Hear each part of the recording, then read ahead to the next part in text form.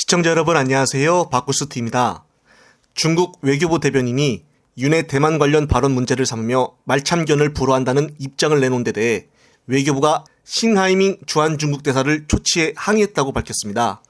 여기서 초치란 안으로 불러들임을 이야기라는데요.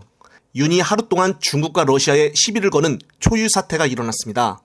헌정사상 이렇게 하루 만에 두 강대국에게 도전장을 내민 것은 처음 봤는데요. 중요한 것은 우리나라가 이 정도로 국제적으로 강하고 우리도 마냥 위축될 필요 없다라고 긍정적으로도 생각할 수는 있습니다. 하지만 중요한 것은 서로 간에 껴안고 있는 경제 부분인데요. 지금 가뜩이나 IMF보다 더 어려운 시기에 자원이 없어 수출을 먹고 사는 우리나라에 굳이 이렇게 논란을 일으켜서 경제에 타격이 가해지면 정말 어쩌려고 그러는 것인지 도통 이해할 수가 없습니다.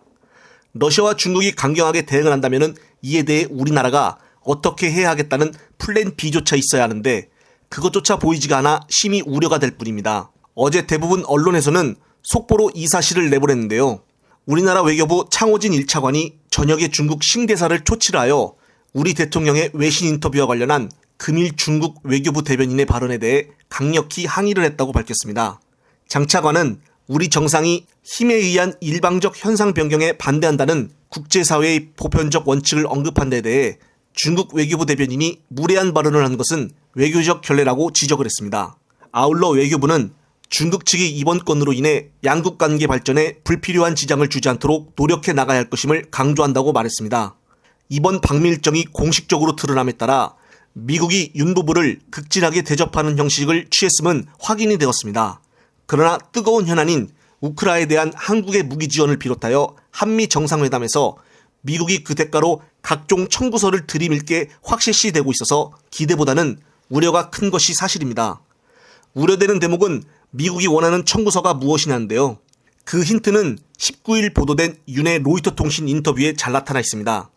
윤은 뜬금없이 또다시 중국이 가장 민감하게 여기는 대만 문제를 거론을 했고 특히 조건을 열기는 했지만은 러시아의 경고를 무시하고 우크라이나에 대한 군사지원 용의를 내비친 것이 청구서와 무관치가 않습니다. 오는 정상회담에서 윤이 확실한 반중국 반러시아 노선을 천명을 하고 앞으로 대만 문제나 우크라이나 등에 실제로 개입을 한다면 한국은 경제와 안보 모든 측면에서 위험에 내몰릴 개연성이 높습니다. 출범 이후 윤 정부의 탈중국 반중국 행보로 한국은 막대한 경제적 피해를 봤습니다. 중국이 한국의 최대 흑자국에서 최대 적자국으로 바뀐 게 잘 말해주고 있는 상태인데요. 시진핑 중국 국가주석은 지난 12일 LG 디스플레이 광저우 생산기지를 방문했습니다. 유례없는 일인데요. 여기서 그는 한중 우위를 강조를 하면서 한국의 손을 먼저 내밀었었습니다. 그런데 어제자 윤의 로이터 통신 인터뷰는 그 손을 뿌리친 격이 된 것이죠. 윤이 여기서 더 나간다면 한중 관계 앞날은 상상하기 더 어려울 수도 있습니다.